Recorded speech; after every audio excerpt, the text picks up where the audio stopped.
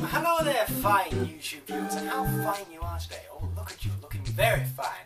Damn fine. Now, before we can start this review properly, we have to cover some legalities that we don't cover now.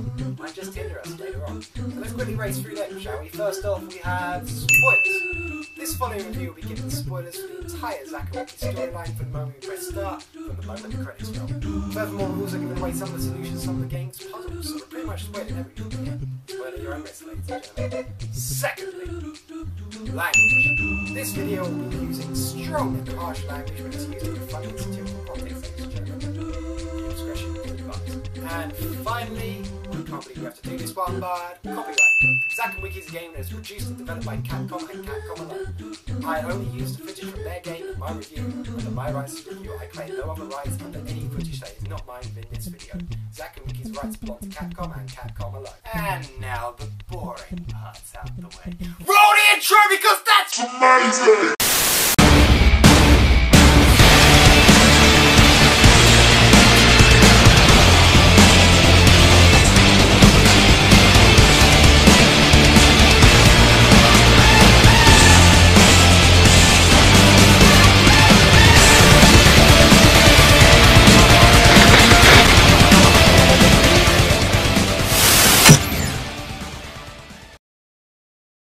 Good morning or evening, wherever you are. I am Defiant Lampost. Why? Because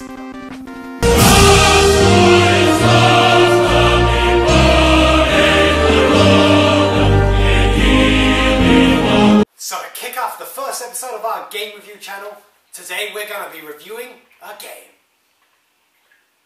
Well, not just any old game, ladies and gentlemen. This game is unlike any other thing before. It represents a genre that can only be described as ancient, forgotten, and more ancient. A genre that has been forgotten only in the sands of time. It's debatable to this day if it even exists. This is the point-and-click puzzle game.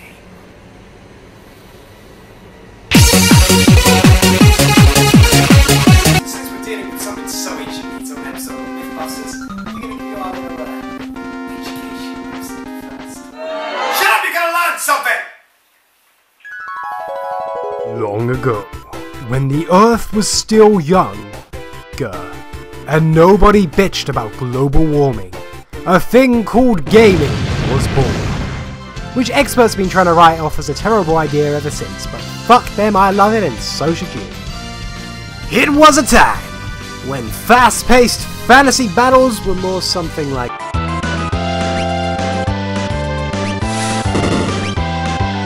and revolutionary first-person shooter graphics were more something like this.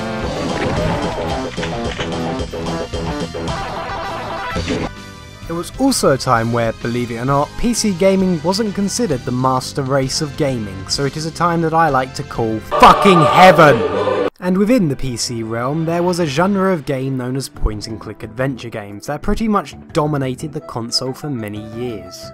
Most people remember games from the genre such as Grim Fandango or King's Quest, but it's undisputable that most gamers would have heard of the most famous example, Secret of Monkey Island, a game that defined the genre so bloody well it's being remade to this day.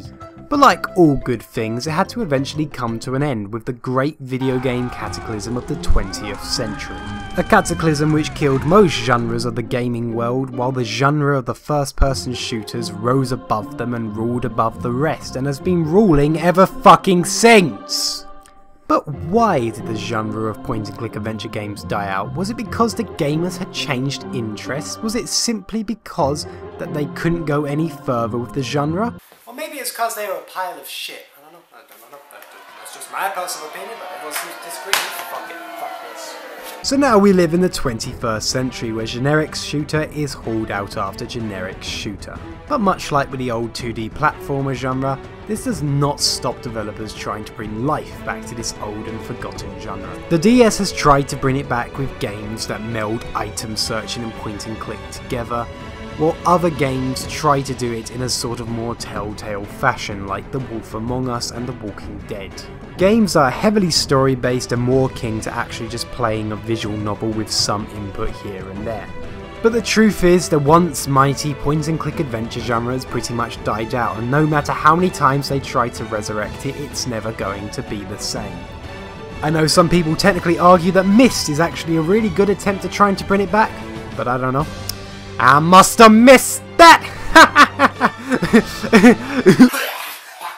So today we're looking at the Wii's attempt to bring back life to the genre like Frankenstein brought life to Frankenstein. That's not technically right, is it?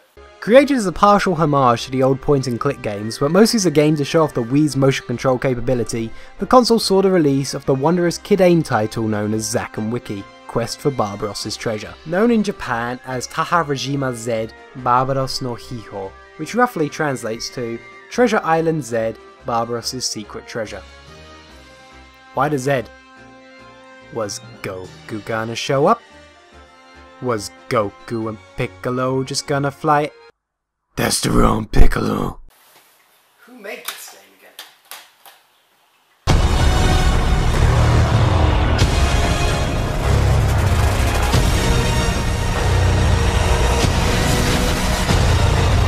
Well, there goes any enthusiasm I had. Let's just fucking get this over with.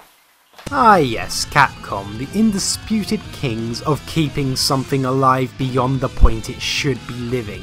And suddenly, just like that, I've lost all hope I had for this game. Oh, does that make me feel ready for the launch? Now the first thing to get me pumped for a video game is that title screen music. Let's go give it a listen.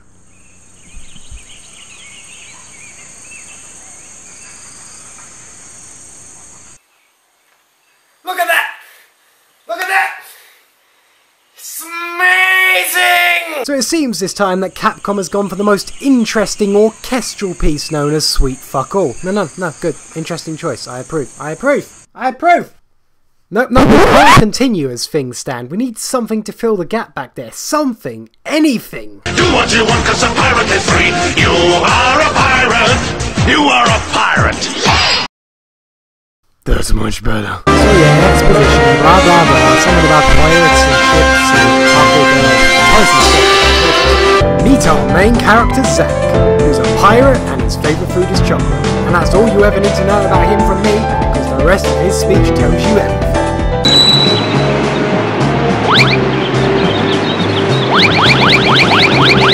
Absolute golden character design here. And let's not forget our other hero, Wiki, who's a golden monkey that can talk and transform into a bell because Dragon Balls. And how can we forget our rival, who's a woman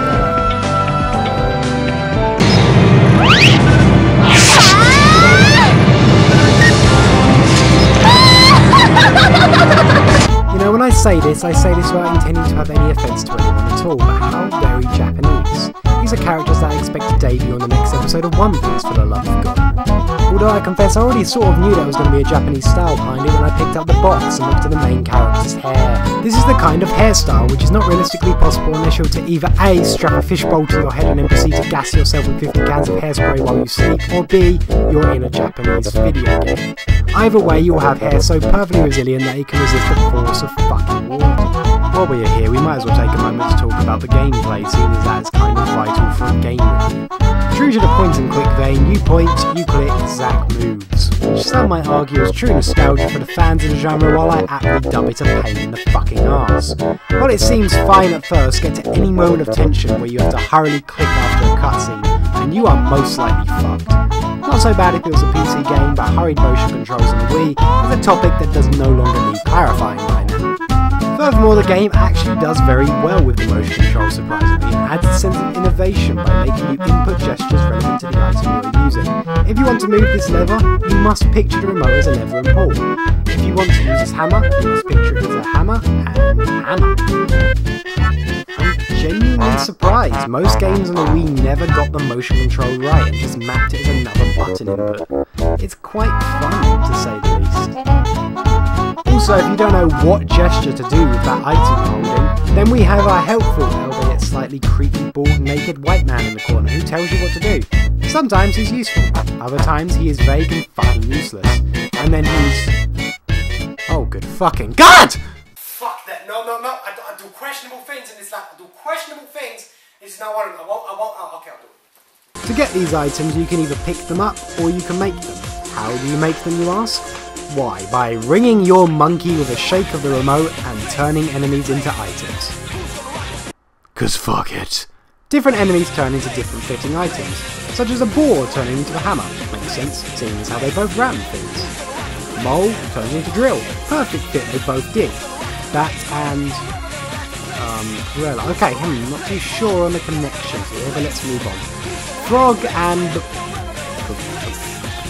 Bomb? What the fuck?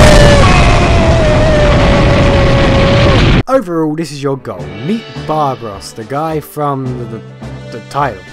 Old Barbie here has been cursed to become a golden skeleton, and all that's left of him is his head. How? I don't give a fuck. The aim is to help Barber Streisand restore his body by getting to the end of each level and finding the chest.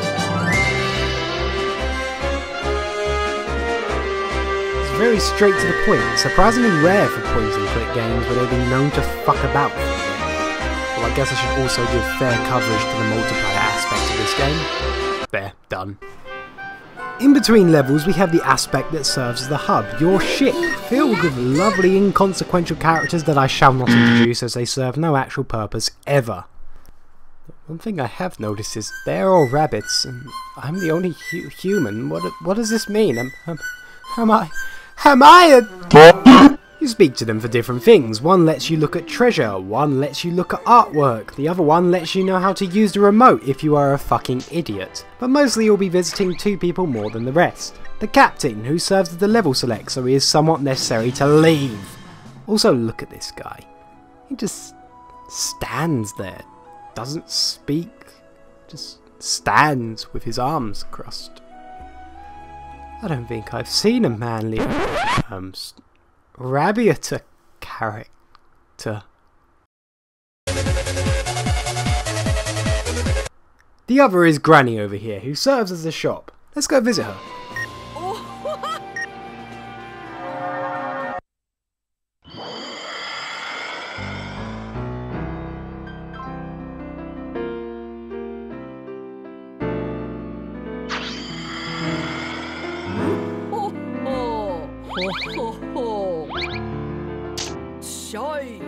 Can we just talk about this? Shy. You know, I'm not a fan of your demanding attitude. Okay, take my wallet! Take my wallet! Now you can get two things off her. One is the equivalent of a hint coin, which lets you get a hint if you get stuck on a level, and the other is a ticket that revives you if you die and... Wait, die? It's a puzzle game where you can die?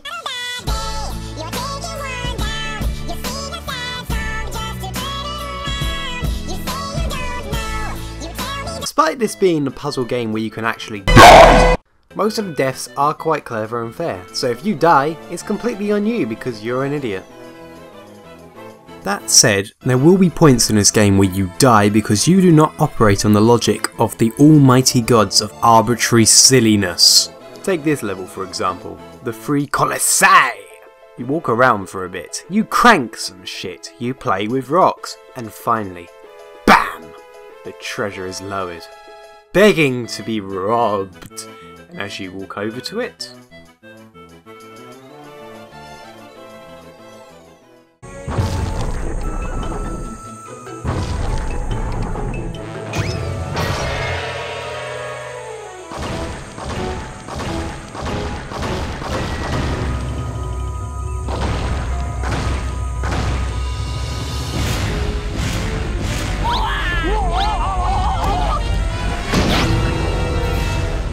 oh fuck, I died. Ah well, it's a fair game, so it must have been on me. Maybe if I throw this rock on this panel... Well, that ended entirely as expected, but what if I lower the crank? Place le rock, use crank, and then...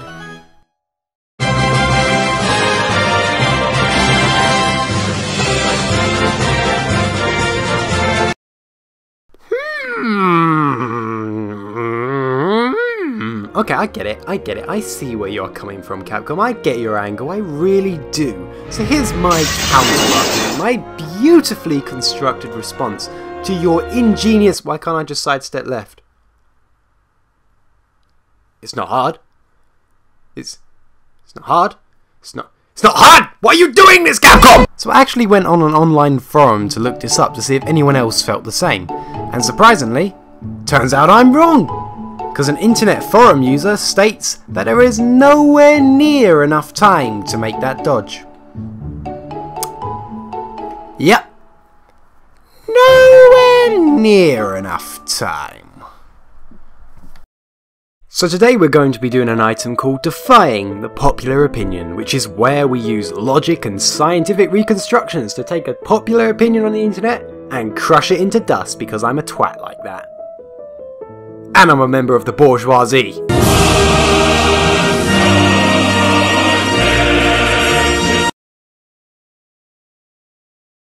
For today's scientific experiment, we ask you, the audience, to imagine your intrepid host as a symbolic representation of Zack as he sees the boulder approach him, and to imagine this hobo that we picked off the gutter as a symbolic representation of the almighty boulder that can only move in one direction. The monkey could not be recreated due to ethical and moral issues. And because I can't be bothered to. Oh look, it's a boulder going on a straight path that I can easily dodge in these 10 seconds. But if I don't move within those 10 seconds, I'll die.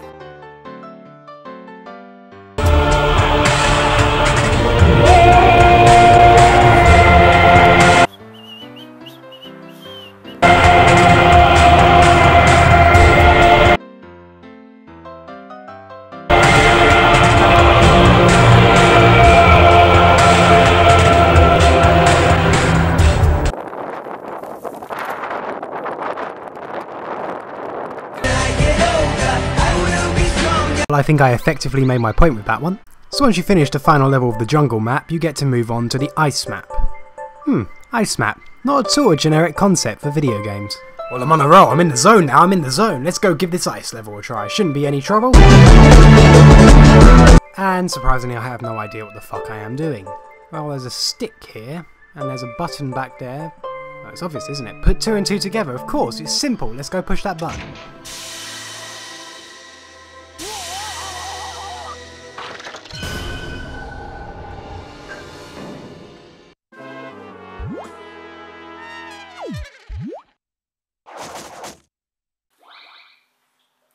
Fuck it, you know! Fuck this! Ryan. Don't fucking follow me! Ryan. Look, Fuck off! Ryan, come back! No, it fuck gets better! this! It gets better, trust me! What can be better than the great outside? So the developers thought it was a good idea to just fucking troll me with a stick that has absolutely no use. After a while I found out the correct solution to this puzzle was to get an umbrella over here, open it, then push the button so the ice falls off the umbrella and freezes the river. You know, because that's entirely possible! As much as I wanted to defy the popular opinion on this particular item, I was advised against it by most of my friends because apparently trying to recreate an ice breath trap and freeze Simon is not actually considered legal in this country. Also, have I told you that this game has boss battles? No? Well, there's a reason for it, they're all fucking shit. Let's go over them. The first of them is a giant frost lion. Sounds cool, right? Well, it would be if it wasn't for the fact that the only way to beat it, you have to redirect light beams across mirrors, and you have a certain amount of tries before you're insta-kill. Have I sold it to you yet? Well then, how about a giant dragon? You can't go wrong with a giant dragon, can you? Well, let's mix in some escort missions and some backtracking into the boss. And if by some magical chance I haven't won you over yet, well then picture this, 3 giant iron maidens, and the boss consists of time limits and Simon Says sequences. Okay, if at any point any of them sounded at all appealing, you have serious problems. After that lovely ice map, we have the fire map. Not at all a generic... Okay, you get the idea. So blah blah blah, lava lava lava, nothing special here except one level that's the second hardest level in the game where you can only know what to do through trial and error. But after doing that level 50 times just to bloody complete it, I no longer have the patience nor the will to talk about it. So yada yada yada, a great dragon fight, but if you've been paying attention, and if you haven't, how the hell have you lasted this long? You already know that this boss is absolute bullshit. Quick explanation, you basically have to go through the fight while you feed this little baby dragon flames to stop it from crying, because if it cries its mother will insta-kill you. And I'm sorry if I can't make that sound any more exciting than it is, because there is nothing exciting about looking after a baby fucking dragon! Also, why the fuck am I looking after this thing? I'm trying to kill its mum anyway. Fucking Fuzrodar the thing, it's pissing me off!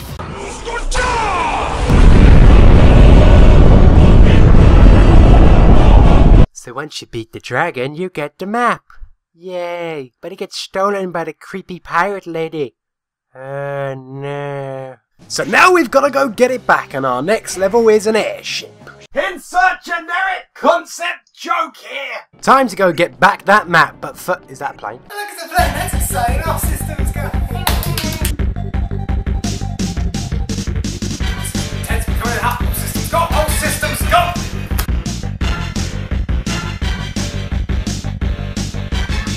Do a barrel roll! Do a barrel roll! Do a barrel roll! Do a barrel! Shut the fuck up, you cunt!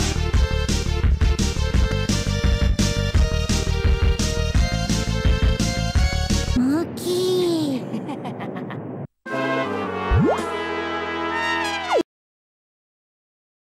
Ah, fuck. Okay, I've got the map. Let's get out of here. Let's get to the plane. All systems go. Do a barrel roll! So the next world is an evil, dark, foreboding castle and... Oh, for fuck's sake. Never mind. Skip it. Skip it. Skip it! There's only one way to do this Iron Maiden boss fight. With an Iron Maiden song!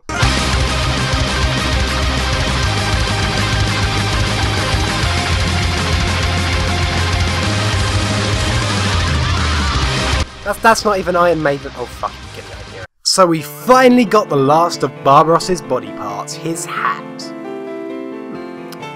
No, last time I did my biology, I'm pretty sure hat isn't part of the human anatomy! Except this hat.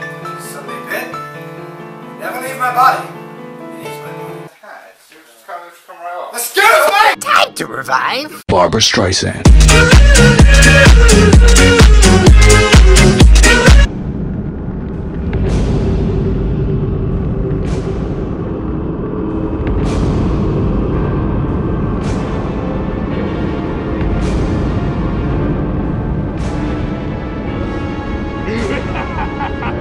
Did I just reincarnate Satan? He's gonna betray me, isn't he?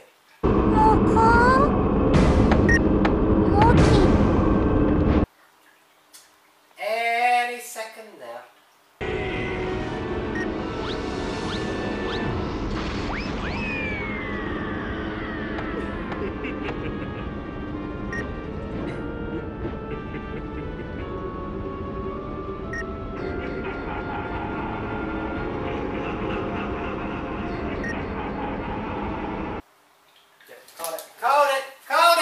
So as if no one saw it coming, Barbara Streisand has betrayed Zack Efron and Wikipedia and left them in the sea. But luckily we're rescued by a character I really should have mentioned earlier. He is basically the bunny reincarnation of Johnny Bravo. Don't believe me? He wears glasses and he's called Johnny. Oh, and smooth talking a human might also be a dead giveaway. Now it's time for revenge. It's time to go to Treasure Island and finish this. Also, there was a fight with Kraken before, but fuck it, I'm running out of YouTube time!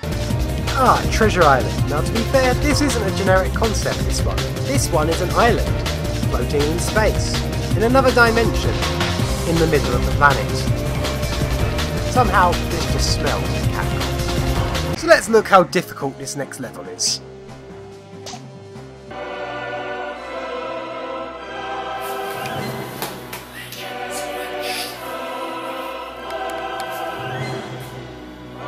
Stars. 10 fucking stars. They do know how to go out with a bang, I'll give them that. No other level in the game is 10 stars. There are 2 that are 9 stars, but one of them I've mentioned before with the lava level, and the other one is just not fair, which I'm also not talking about. But I can't get away with this one, unfortunately. It's the final level, I have to talk about him. It's time to be a man. It's time to be a man. I'm gonna do it. It's gonna be fine. Well, it doesn't seem so bad upon starting. It's still good. I'm still me and my monkey. Fuck! So now it's just me in a prison room, and I've got no idea what to to. If I push this lever, I die. I don't know how to get out. What?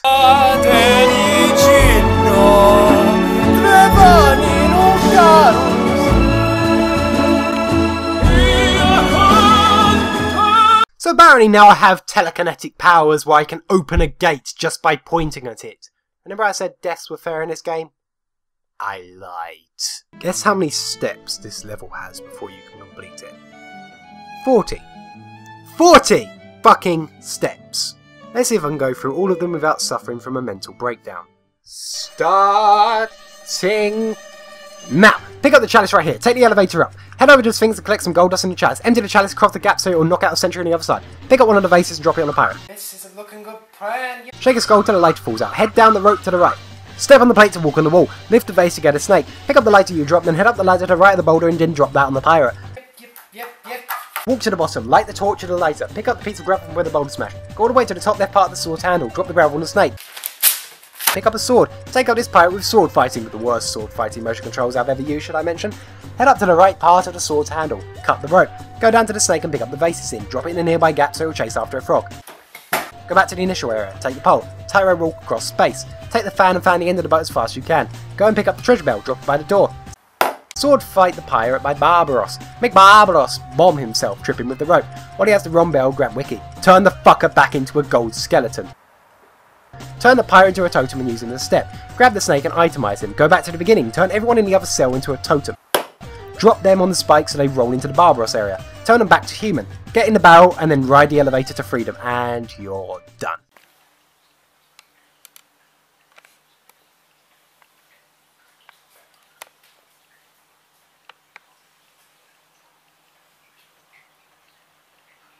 How would you do that? There is no way that anyone could figure this all out. This one level uses mechanics and concepts nowhere else in the game uses. Nowhere else in the game do you have to use sword fighting. Nowhere else in the game do you do tightrope walking. Nowhere else in the game do you drop something and have someone mistake it for something else. It's not fair to make a level hard in a game just because it uses stuff you're never going to be used to. It's like teaching a toddler to swim in a swimming pool, and then on the day of their big test to see if they're ready, they throw them in the fucking Bermuda Triangle. And now all we've got left to do is the final boss. Yes, this puzzle game has a final boss. It's like if you were playing Tetris, you do all the levels and someone goes, yeah, that's good, but now the final fight is a Tetris battle against God. Who could it possibly be? Barbaros? It can't be Barbaros. I've turned him back into a skeleton, and it's been stated only my bell can turn him back. That rules him out then. There's no way it could be him. There's no possible... Capcom, I know you're going for the epic final fight conclusion. That's fine. What's not fine is that you've forgotten your own fucking story. If the whole point of this game was that Barbaros needed me to turn him back into a human, then what's this about? You've basically turned the whole story of this game into a pointless mess. Speaking of pointless messes, this final boss fight. Why? Because it's using mechanics that are completely new at this point in the game. I'm going to say that again. Completely new at the final point of the game, and it doesn't tell you how to use them. Two good examples of this is the robot hand that you have no idea you had unless you pressed A on something that was completely unimportant during this part. You have to use it to deflect these crocodile hands coming towards you, but you have to do it at such a certain angle to do it. Now I know you Dark Souls veterans are already in the comment section saying, oh, you don't need the game to hold your hand, and if you are commenting this, wait! That is not what I'm saying. You've got to ease players into it, especially with a game like a kid's game.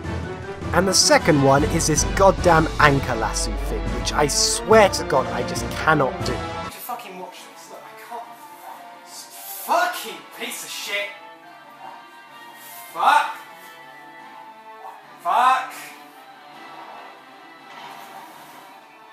Just fuck it. Wait, no, I got it.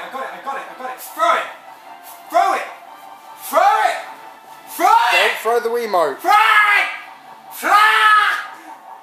And if you can't do it, you'll get hit by this giant laser. Okay, I died. I get it. I'm dead.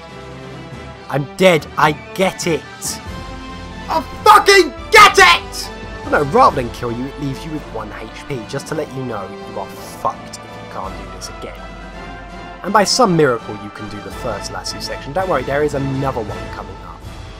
And I can't replicate this magic. I can't replicate this miracle. I died. Well, time to revive and try again. What? Of course, the final level has blocked the revive option, so either you do it all in one go or you don't do it. There comes a time, in situations like this, where a man needs a bit more class, a bit more eloquence. It's a time where a man needs a top hat. Try this. It's not a top hat, but... Why did I bother waking up today?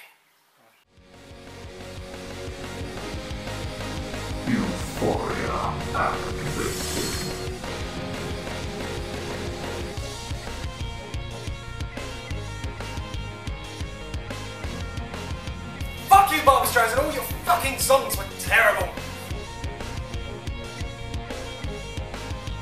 Suck my golden monkey balls, you piece of shit!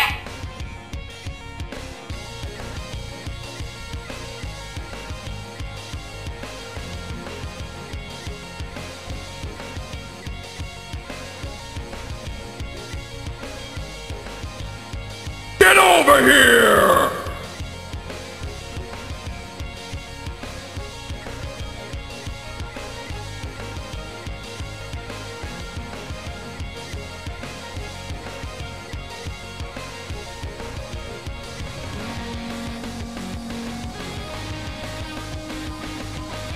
Think the headbutt was hard? Knock your fucking brain out with a fucking lemon wrapped in a gold brick, you goddamn fucking gold piece of shit!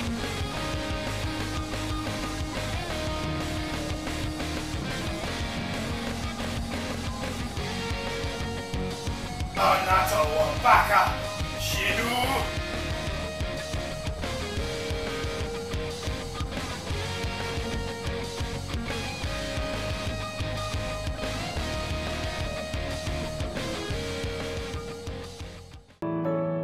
So it seems that Wiki sacrificed himself so the others may live, but oh no, what's that?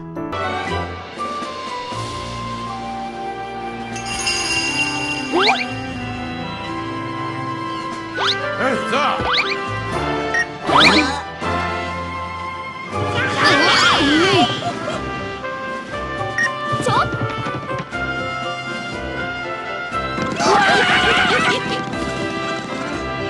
Every night in my dreams. Oh look, I think he survived because it's a kid's game and if there's no happy ending, Dolly's gonna cry and nobody wants to see Dolly cry. So now we have the final item, a lamppost final judgment, which is where I basically give my final thoughts on this review, sum up my argument, and give my final score out of 10. All the while, wearing my clever specs and drinking tea out of a TARDIS mug, because if I don't, there's really no point, is there? Furthermore, you may have also noticed that I've changed environment and now I'm in a different room. This is because they are now cleaning downstairs, so I had to move. So excuse the mess, I'll clean it up later. And now, before I give my final judgment on the matter, I might as well spruce myself up.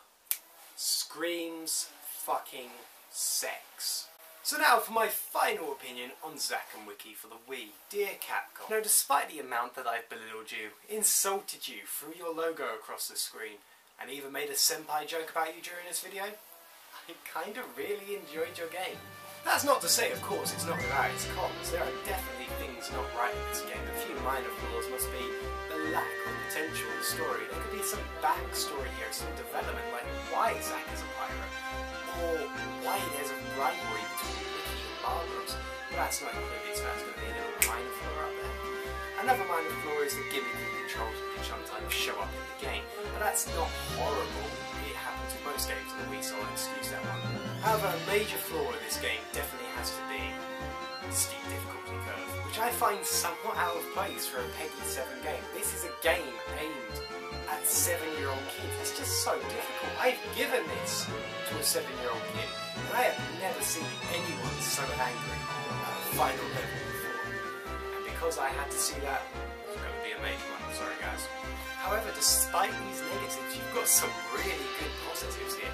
The minor one has to be your characters. Your characters are interesting, they're funny, I enjoy having them on the screen, they have a good atmosphere to this game. A major positive is the puzzles. I get a real satisfaction from completing a puzzle knowing that I didn't have to cheat for it. A few puzzle games do that, I enjoy completing them, so that's a good one. I'll give you that one, that has to go there.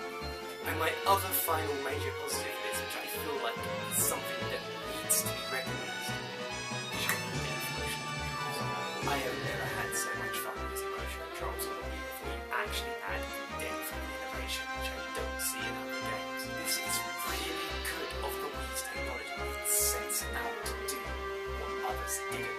People will look back at the Wii and say the motion controls didn't do anything. There was no games that actually did it well. And when that time comes, I'll be holding this game up in the air and say, hey, look at this! And it's going to be a shame because this is such an underrated game and it needs to be recognised because it's so bloody good at what it does. Overall, I'm going to have to end this review with a big old 7.5. While by no means a perfect game, it's definitely an enjoyable one. While there's some things to iron out here and there, for the most of it, I wouldn't mind hearing scurvy tales of a sequel on the horizon. All the best, Capcom. So now that all that's done, let's go give a look to that post-credit scene. For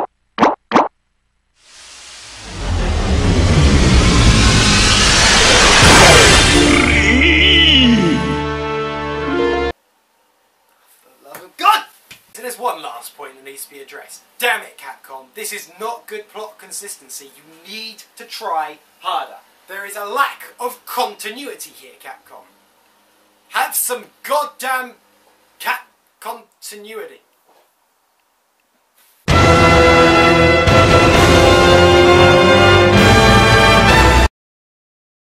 So we finally finished the first episode, and any music or video that wasn't mine is now being listed to the left of me, I believe. I don't know how the future me is doing this.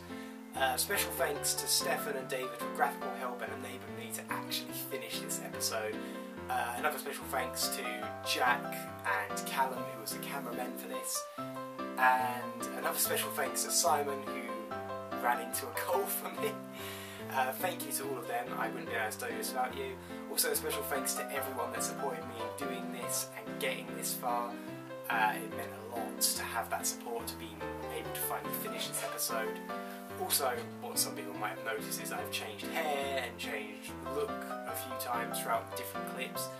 It's because it took a while to film this and I had to film it over a few days. So don't hate the discrepancy, I suppose. If you like this video, then by all means like, comment and subscribe. That'd be great. There's more episodes coming up soon. Also, because this was my first video, I am open to criticism on anything that I've done. Just don't be a dick about it, I suppose. Thank you again, and I look forward to making new videos soon, so catch you later. One thing that ticks me off about this guy. Why the fuck is he so tall?